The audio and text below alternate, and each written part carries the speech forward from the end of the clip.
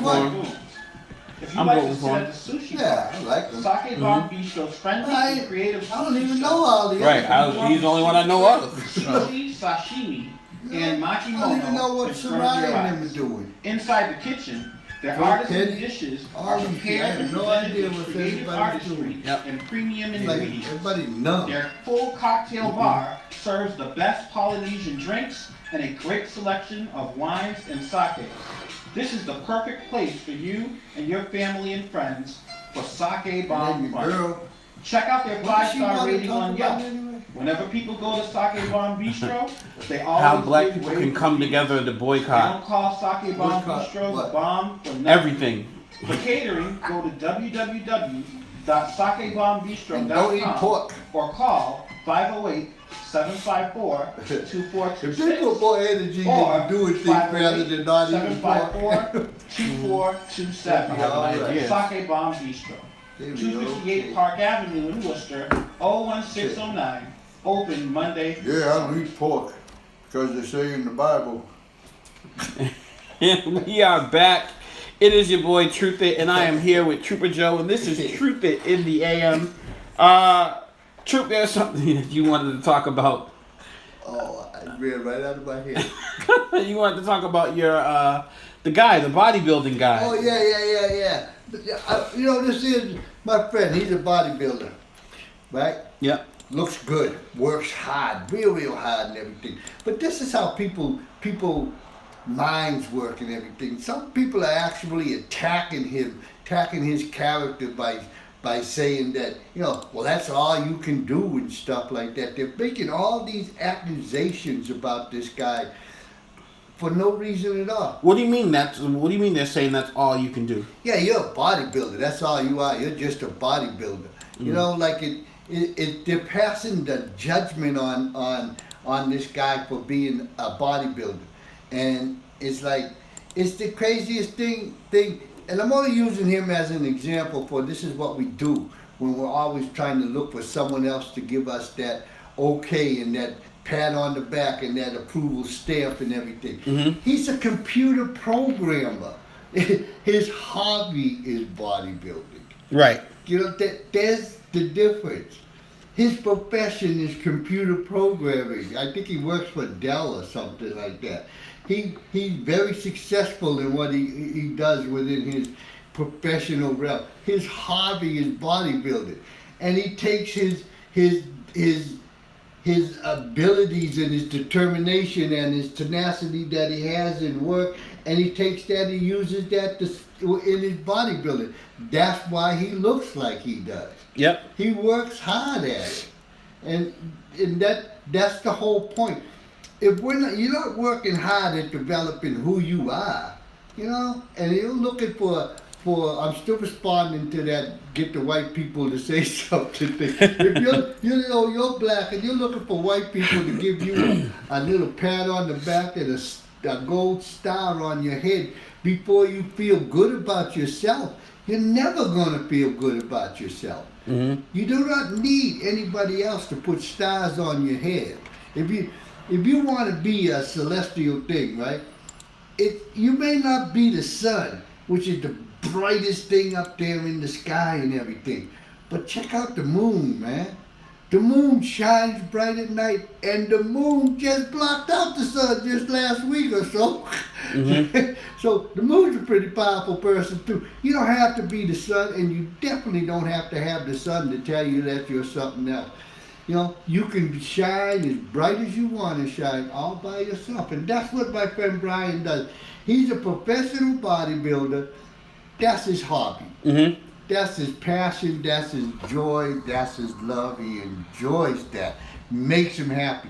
He's a professional in his professional life. He's a computer programmer for Dell companies or something, one of those big old giant companies like that. And that's his professional. He does great in both. And it's like for somebody just to it's not insulting or anything, but for somebody to say that you're just a bodybuilder and stuff, don't even know the guy. It's like these are the things we need to get away from, folks.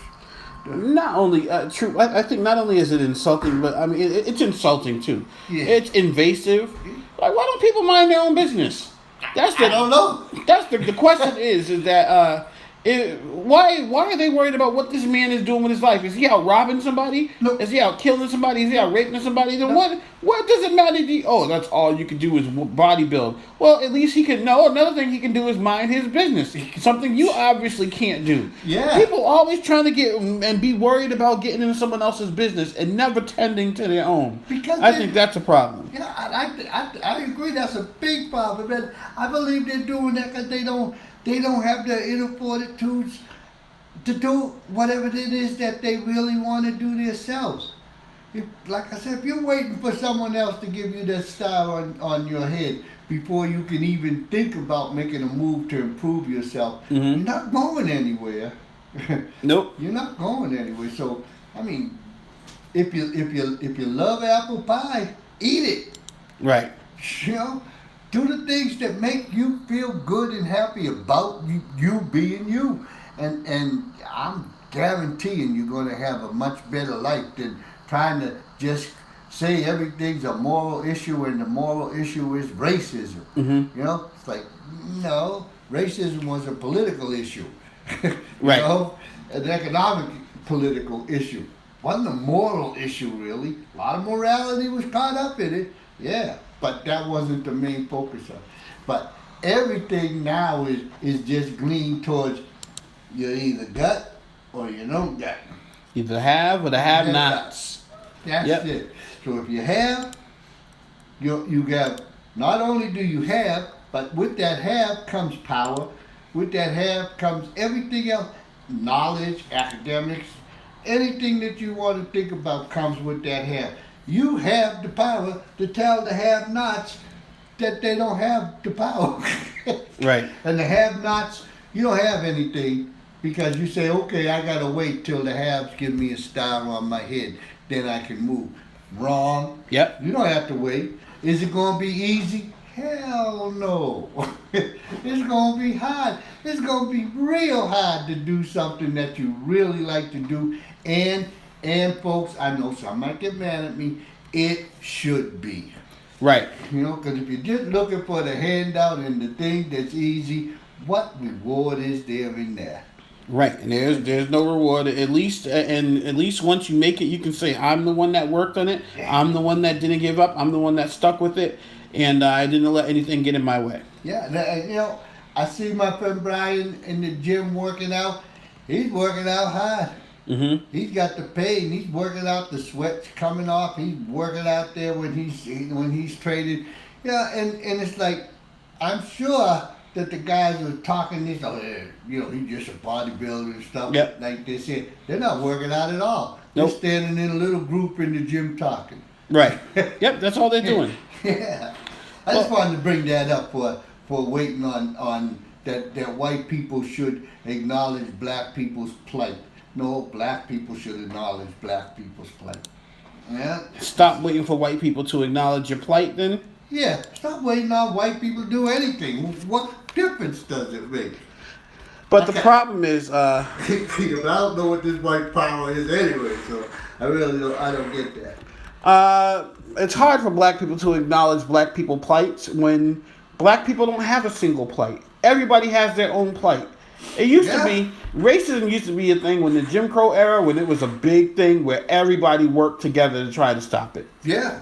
I mean, even if they worked they didn't work in the same form to fight it, they were still fighting the same thing. Martin Luther King and Malcolm X, they didn't agree with how they worked, but they were still fighting the same thing. Yeah. They still had the same plight, and the plight was to end that form of racism. Yeah.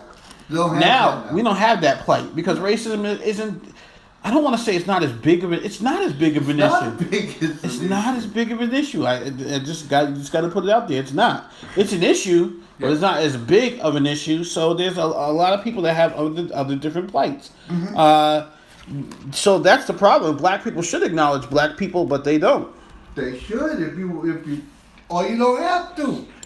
Just because you're black, that doesn't mean that you have to do everything else that the black population does, or that any population does. The only thing you're you. That's what you got to do. Yep.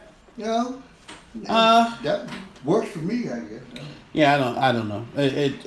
It's tough because I have family members that don't talk to me because I used to be so gung ho about racism. Like I have family members that literally cut me off. I mean, if my house flooded and I was homeless, they wouldn't offer me a napkin. So just because my plight was different than their plight, and they don't see the same issues. But you know, it is what it is. We have to. I don't know. We have to just figure out a way to focus our energies into one thing and stop being so caught up in so much other stuff. We get in our own way. We do. It's so easy now. It's become almost normal to be negative. And get caught up in and then blame everybody else. Blame everybody. While you're smoking that marijuana. You're smoking the marijuana and then you're saying, oh, this is not working. This ain't working. Why isn't it working? It's not working because the white man told me down. No, maybe if you put that weed down and did something. Weed is expensive, Troop.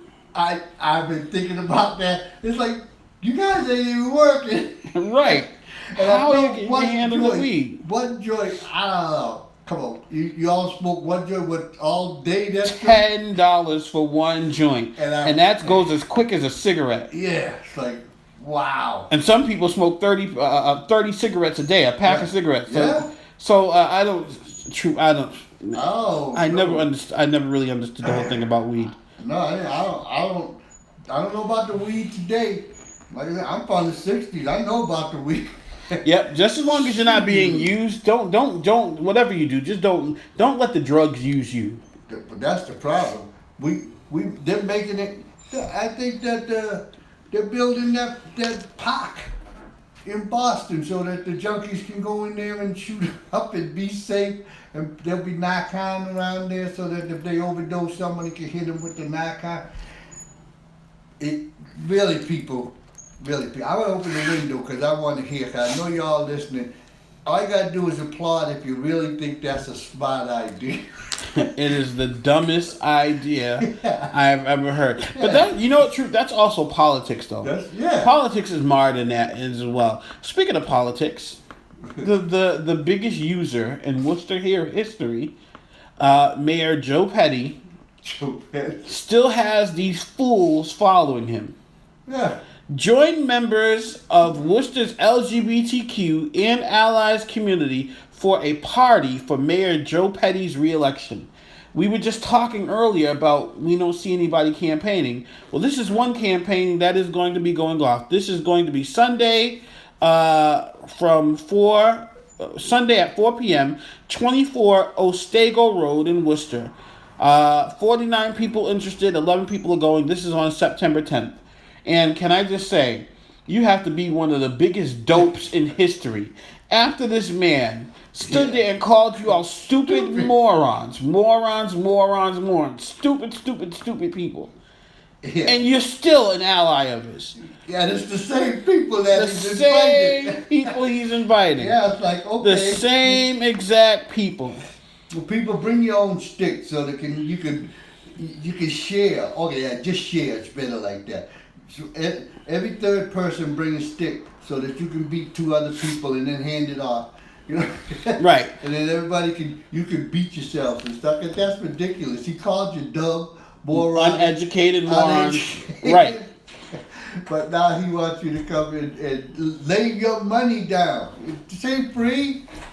So you can call yourself and you can be completely 100% for everything that he stands for, or you can be 100% against everything Michael Gaffney stands for. Michael Gaffney was just in an Ethiopian church this past weekend. He's doing his campaigning by worshiping with other people. So hey, those Ethiopians, they get out and they vote. They exercise their constitutional rights when they get them here. You know about yeah, they do. So Michael Gaffney, he's campaigning too. But if you don't want Michael Gaffney to become mayor, and that's why you're going for Joe Petty, that's one thing. That's it. But if you're going for Joe Petty because you think Joe Petty cares about you, you are a fool. You are very, very, very, very misled. You're totally misled, yeah. Because you got blinders on your ears. He's still right in front of you and told you what he thought of you. Right. Right in front, right in the middle of City Hall, of all places, on a microphone. On a microphone. Stupid. Morons. And you guys are going to have a rally for this man. Yeah, it's like, okay. But if you're doing it because he's the lesser of the two evils, then that's okay, because somebody got to get elected to be the mayor. Somebody does. Yeah, so that's okay. But if you're doing it in support of him because he's in support of you, you really just doing this for unknown reason, because it doesn't make any sense. He's not in support of you. You know what the worst part about it is, true? If I go out and say this stuff more and more people hear me criticize Joe Petty, you're gonna be good. Oh yes, they will hate Truthit.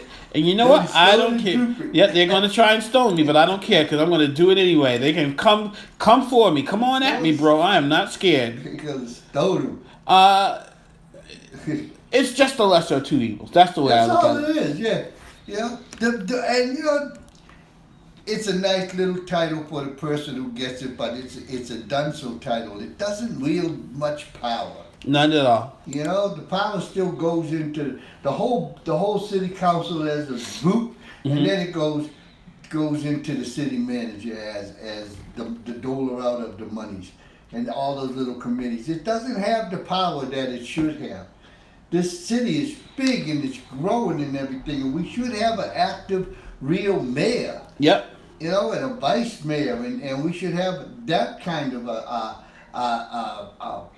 political party here in Worcester. Well, it's too big for a general manager. In Joe Petty's defense, he is out and about a lot. They had an old school jam, an old school party jam where they played old school hip hop music. Yeah. He showed up. Yeah. They had, when they opened that weed store, the weed store from Sake Bomb Bistro. The owners of Sake Bomb Bistro, they opened a weed place. Yep. He showed up. He was there too. So I see him out a lot, at least. I think he's a politician. But it's not my problem. But my problem isn't what I think about him. Yeah. My problem is what he thinks about me. Exactly. If he thinks that I'm a stupid, uneducated moron, then I have a little bit of an issue, and I don't feel clear. I don't feel comfortable necessarily voting for him. That's the way I feel about it. Because it's like, do you have my interest at heart? Right. Obviously not. Nope. Because you said you did. Nope. He just used them for the immigrants. Now he's using the LGBTQ. Yeah. And I mean, how many more people are going to have to get used before someone says, all right, enough of being used? No, they're the biggest political group out there, I think, right now, is the LBG and all them other little yep. I think because they have a lot of allies. Yep. From the liberal side and everything. They have plenty of allies. So I think they're a big political party and growing. Yeah. I wouldn't be surprised to see a homosexual president. Wouldn't surprise me at all. Yep. Not. I might even think it'll happen before there's a woman president. I don't know.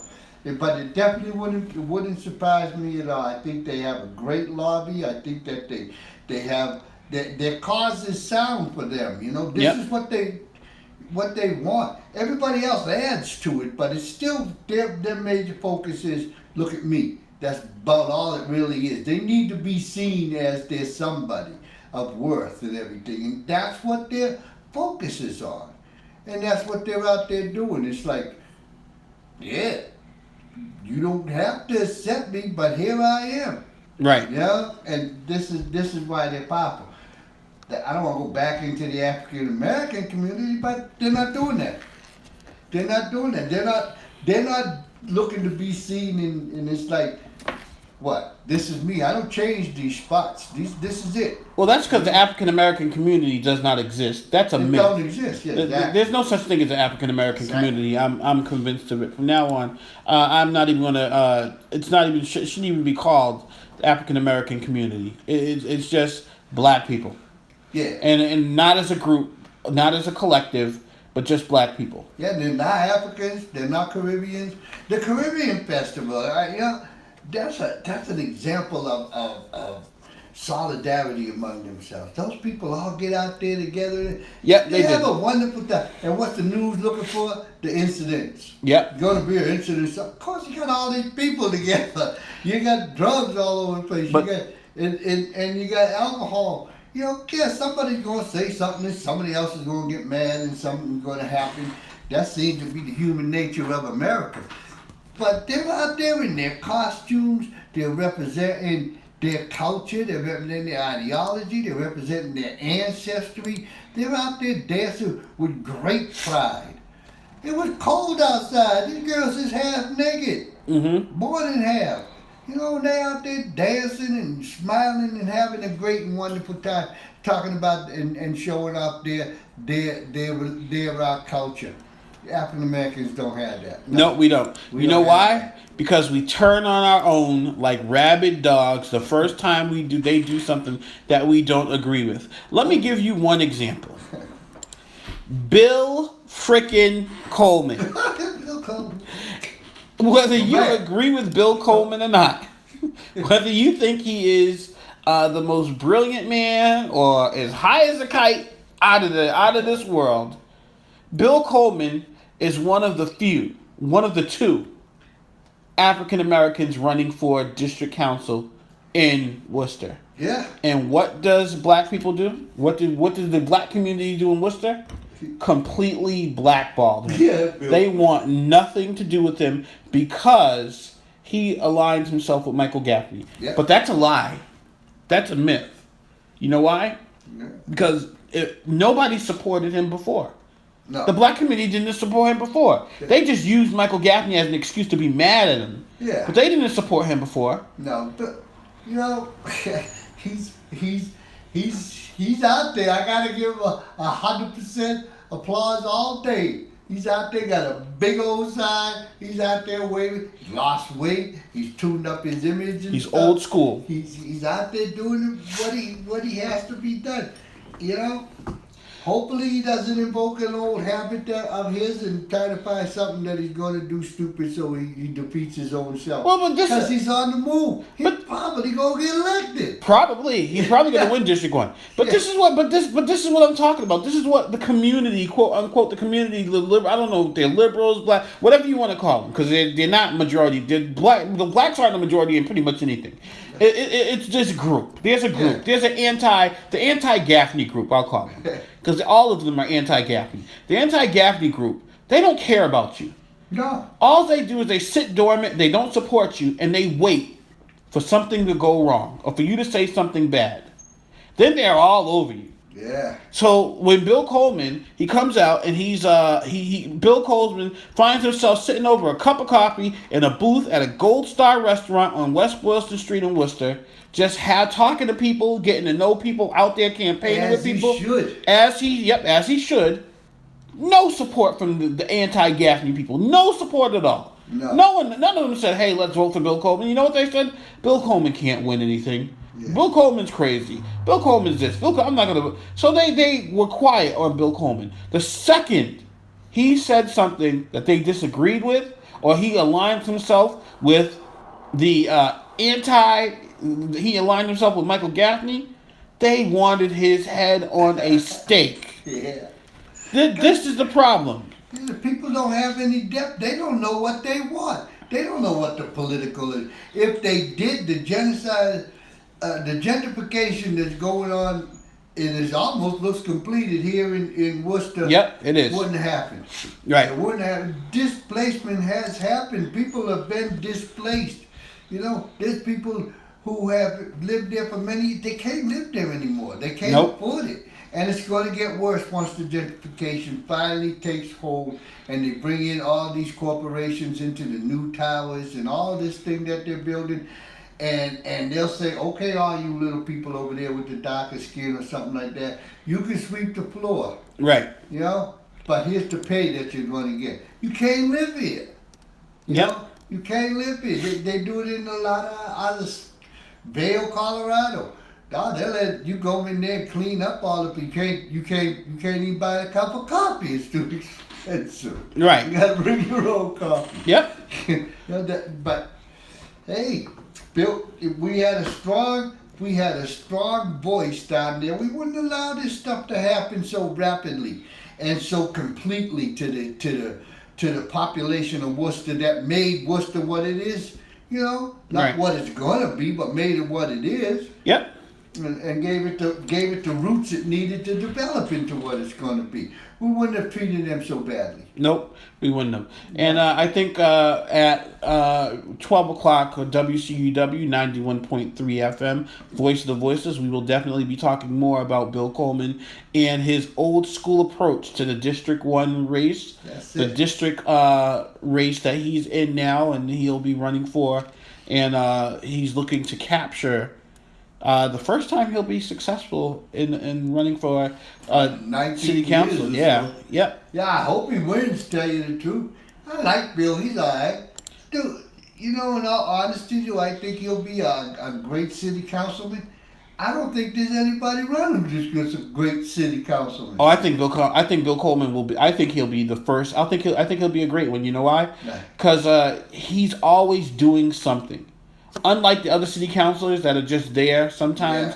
I'm not all of them. Sometimes they're Michael Gaffney, like him or hate him, he's always doing something. He guides. Yep, he But Bill Coleman is always working on something. So I think he's a hard worker. He's definitely a hard worker. He has time and he's not stupid. Nope. He has the intelligence and everything.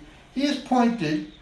You know, I'm not going to say he's not pointed. His agenda is to kind of take precedence over everybody else's. But, you know, that's the only thing that I really find fault with him, other than he factors in a failure. But can you name one politician who isn't like that? No, I can't. He's a politician. Yeah. His agenda is always going to come first. Yeah.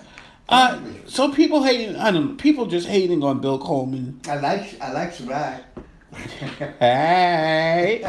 Hey girl. Yes, I do too. I think Sarai is a very intelligent woman. I think Sarai in the District 4 area and stuff, which is getting beat up and is going to get beat up more and more. I think she needs to have allies inside the city council to help stop, and outside the city council with people and stuff to stop the gentrification that's going to roll right over down District 4.